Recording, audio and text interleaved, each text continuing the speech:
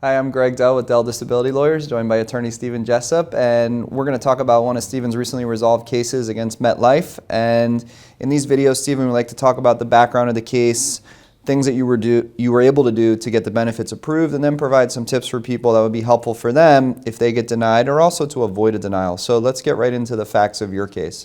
Yeah, so I think I want to preface this whole thing as MetLife is like a minefield, in the sense that their policy language has so many opportunities for denials, limitations, and things like that. And this case was realistically the epitome of anything that could happen in the first 24 months of benefits, to tell you the truth. So the client, when he prior to disability, he was a safety manager for a international, beverage distribution company. He's responsible for overseeing warehouse, the distribution, all this type of stuff. So physical, but also a lot of cognitive demands of the job. He went out on disability because of a multitude of medical conditions. Chronic pain stemming from a lumbar disc degeneration, some herniation, mental health, depression, anxiety, PTSD. MetLife, of course, once he applied, they approved him, solely on the mental health, because like most MetLife policies, and honestly most employer-provided policies, it had a 24-month limitation for mental health. Prior to contacting our office at 41 years old, Social Security had already approved him, saying he was, unable to work. He had a 100% rating with the VA for disability, so everything was kind of trending in his favor that he wasn't going to have much of an issue.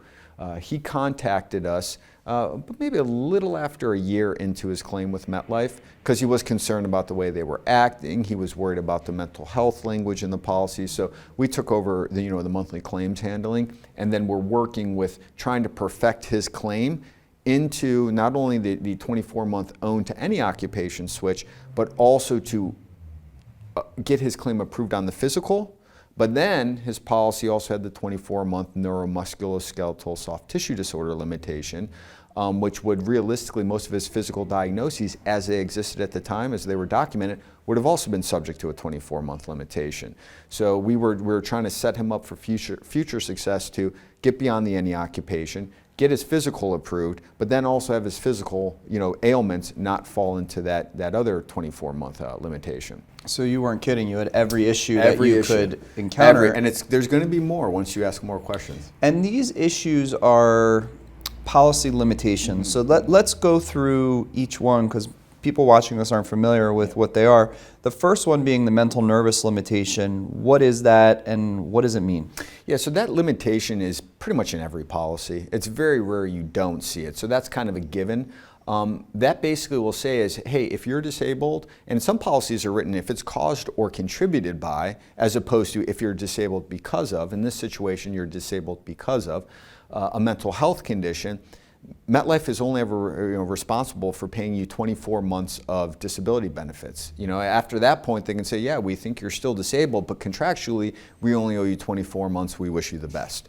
So that's really the heart of what that limitation is about. And I know a lot of claimants are shocked by that, because they say, what do you mean? I'm disabled, I have a mental nervous issue, you only have to pay me for 12 or 24 months. And then they say it violates mental parity laws, but it doesn't, because this is a contract that was sold to the employer, which is then for the benefit of the employee, and they're legally allowed to limit what they pay for and what they don't pay for. Correct. It's the benefit of the bargain with the policy. So, like you said, MetLife commonly, if they can find any reason to say mental health is involved, they'll say that is primary versus secondary, and therefore we're limiting you, and that's what they tried to do here.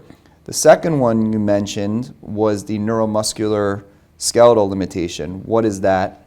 That is basically MetLife's attempt, and it's not unique to MetLife anymore. A lot of disability carriers are adding similar language, but it's most common to MetLife. I think they were the innovator of it. That was really striking at the heart of claims like fibromyalgia, complex regional pain syndrome, lumbar degenerations and things like that. Anything having to do with the joints, strains, sprains, things. Right, chronic fatigue, things like that. A lot of the, swells in there.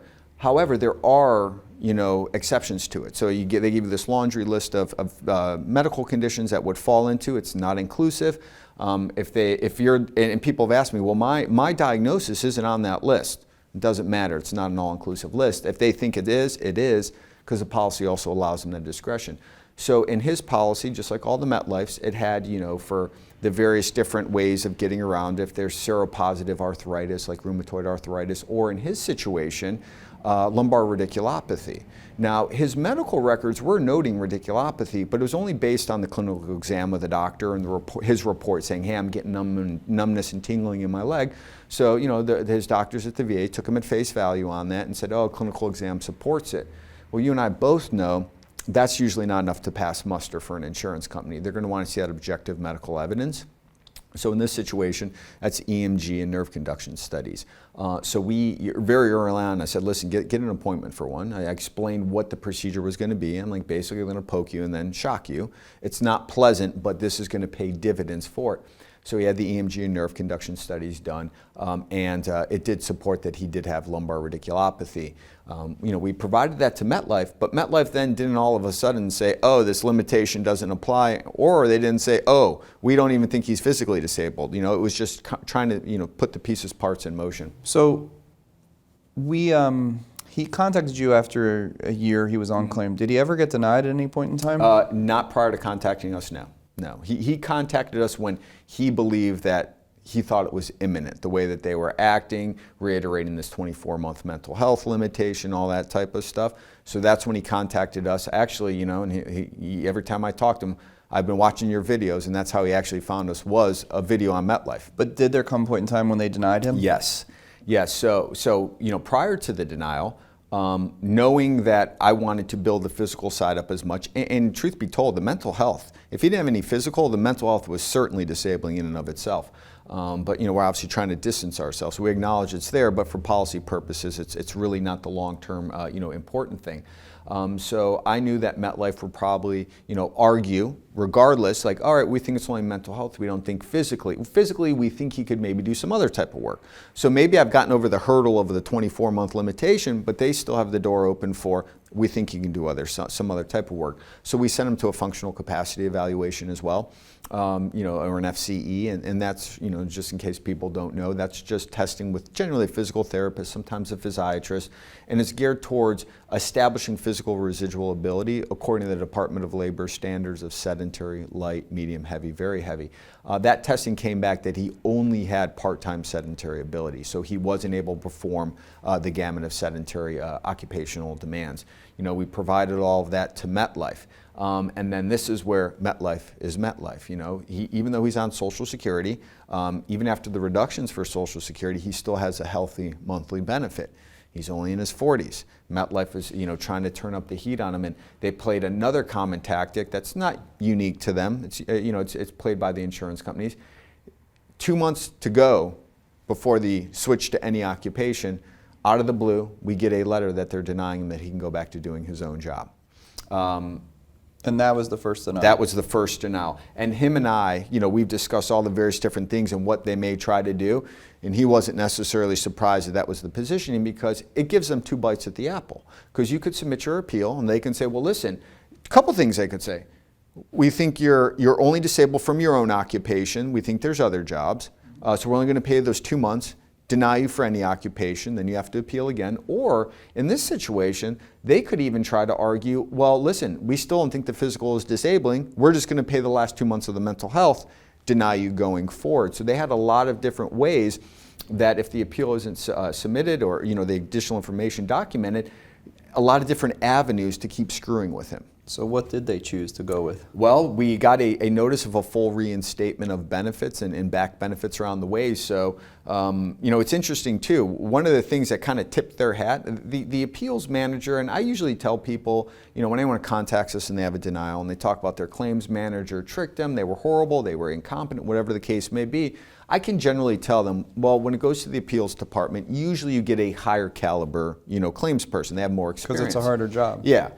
This appeals manager in this file was a head scratcher. I don't know what was going on half the time. As you know, according to the new Department of Labor regulations, during the course of an appeal, if they create any new information that's negative to your client, be it vocational or medical, they have to provide you the opportunity to respond. So we get one report, one mental health report. That's it. I'm looking at it, and I read. It's like just a peer review. Read the file. The doctor did a file review. I was speaking with the client, I'm like, listen, there's nothing here about your physical. I contacted MetLife's claims manager. I asked him, like, listen, I got this on mental health. I want to clarify, and then I followed up in writing that there are no physical medical reviews that you need me to respond to. She's just like, no, there are none. We've been pushing the physical for so long. So to me, I'm thinking, well, if there's no physical one, that means that you're going to provide me. There's no negative, physical review treatment. So we strategically decided in this case, mental health is 2 more months of benefits. He treats with the VA, which you know how hard it can be to get them to fill out anything. And they had already been trying to do things they were within their ability to toll for certain things, but they were really starting to skirt the issue of how long the review was taking. So we just advised them we had nothing to comment on the mental health. We're standing on our position with regards to the physical, disabling condition, and left it at that. And then we got notice that they were approving the claim, into any occupation. So right now the strategy will be, because he's very, the mental health, like I said, it's a huge part of his medical problem. And he's like, I don't want to live under the thumb of these people either. I just don't want the stress in my life. I feel it's making me worse. So, once we get everything kind of finalized, situated with MetLife, they send you that initial award letter. It's pretty generic, goes back to claims and that stuff.